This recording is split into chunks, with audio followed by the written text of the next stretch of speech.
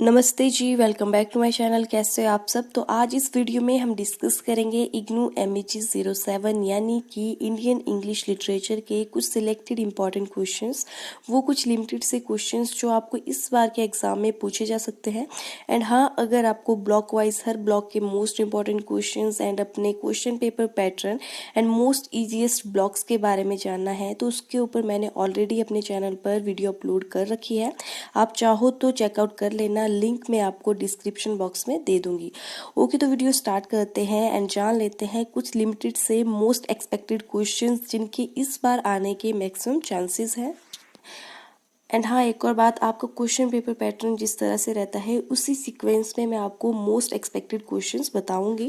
तो स्टार्ट करते हैं क्वेश्चन नंबर फर्स्ट से। तो क्वेश्चन नंबर फर्स्ट जो है वो आपका पोएम से होता है, जो कि आपका ब्लॉक 7 है। तो मैं आपको मोस्ट इंपॉर्टेंट पोएम्स बता देती हूँ, क्योंकि मैं आपको लिरिक्स तो नहीं बता सकती हूँ कि कौन सा पर्टिकुलर स्टेंजा आपको आएगा, लेकिन ये बता सकती हूँ कि कौन सी पोएम आपकी मोस्ट इंपॉर्टेंट है, जिसका स्टेंजा सबसे ज़्यादा बार रिपीट होता है। तो आपकी 3 मोस्ट इंपॉर्टेंट पोएम्स हैं वो आपको करनी है क्वेश्चन नंबर फर्स्ट के लिए। तीनों में से कोई एक पोएम जो है आपको दी गई होगी। तो सबसे पहले है bride of fire by Shri Aurobindo, second है Sita by Toru Dutt and third है एंटरप्राइज बाय निजिम एज़ेकिल। तो नेक्स्ट है क्वेश्चन नंबर सेकंड। तो क्वेश्चन नंबर सेकंड जो है उसमें आपको चॉइस दी होती है, एक तो मुल्कराज आनंद की जो नॉवल है अनटचेबल उसमें, और उसके साथ आपको ऑप्शन में होता है राजा राव की नॉवल कांथापुरा। तो देख लेते हैं कि क्वेश्चन नंबर सेकंड के लिए मोस्ट एक्सपेक्टेड क्वेश्चंस कौन से हैं जो इस बार आपको पूछे जा सकते हैं। तो ये 2 क्वेश्चंस हैं, इन दोनों में से कोई एक क्वेश्चन आपको पूछा गया होगा। तो पहले है explain themes and narrative techniques of novel untouchable and second है explain character of Murthy in Raja Rao's novel Kanthapura. तो आपको दोनों ही करने हैं, दोनों में से कोई एक जो है आपको जरूर पूछा गया होगा इस बार।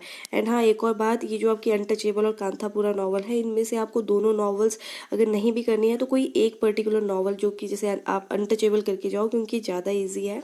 तो आप इसके रिलेटेड जो भी आपको क्वेश्चंस लगते हैं, इनकी नरेटिव टेक्निक्स होगी, थीम्स होगी, कैरेक्टर एनालिसिस होगी, वो सब आप जो है किसी एक पर्टिकुलर नॉवल का पूरा पढ़ के जाना, क्योंकि इन दोनों नॉवेल्स में आपको चॉइस होती है। तो कोई एक आपने ढंग से की होगी तो आपका क्वेश्चन बहुत ही आराम से हो जाएगा।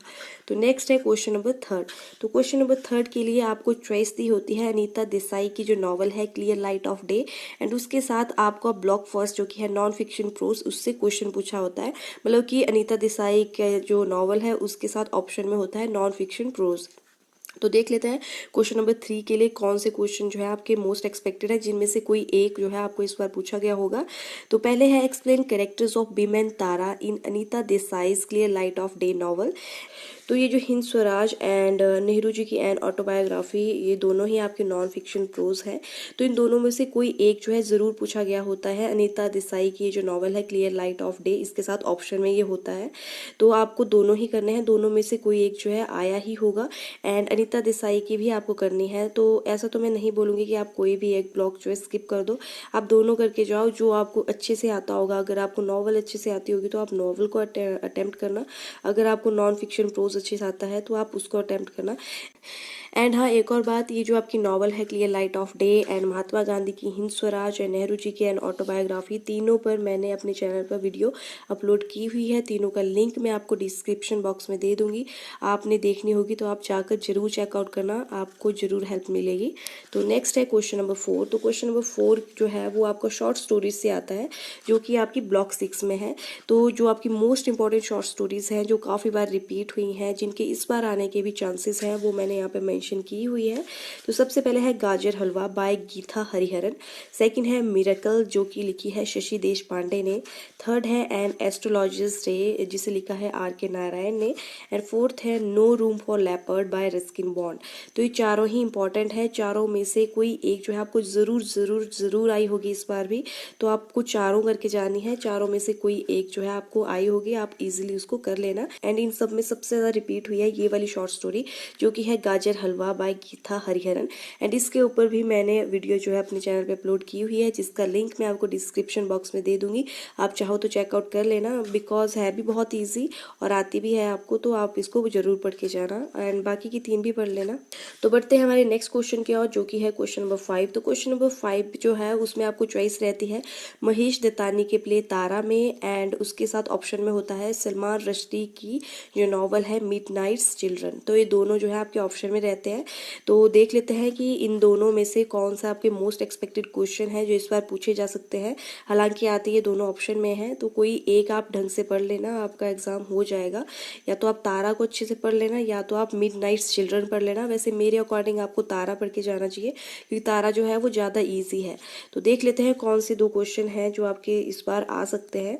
तो पहले है discuss Mahesh Dattani's play Tara as a social tragedy, and second है explain Salman Rushdie's midnight's children main themes and narrative techniques in detail.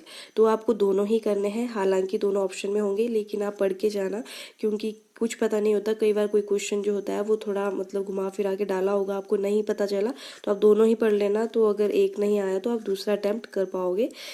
तो आपको 5 ही क्वेश्चन दिए होते हैं एंड सब में आपको चॉइस दी होती है। तो यही थे MEG 07 के मोस्ट एक्सपेक्टेड क्वेश्चंस, एंड जो भी क्वेश्चंस मैंने आपको बताए हैं उनको आप बिल्कुल भी स्किप मत करना। एंड इसके अलावा आप बाकी क्वेश्चंस भी पढ़ के जा सकते हो, बिकॉज आपके एग्जामिनर पे डिपेंड करता है कि आपको वो कौन से क्वेश्चंस डालेगा। लेकिन मेरे अकॉर्डिंग जो मेरे को लगा था, जो मैक्सिमम टाइम रिपीट हुए हैं, जो काफ़ी ज़्यादा इंपॉर्टेंट है, वो मैंने यहाँ पे आपको बता दिए।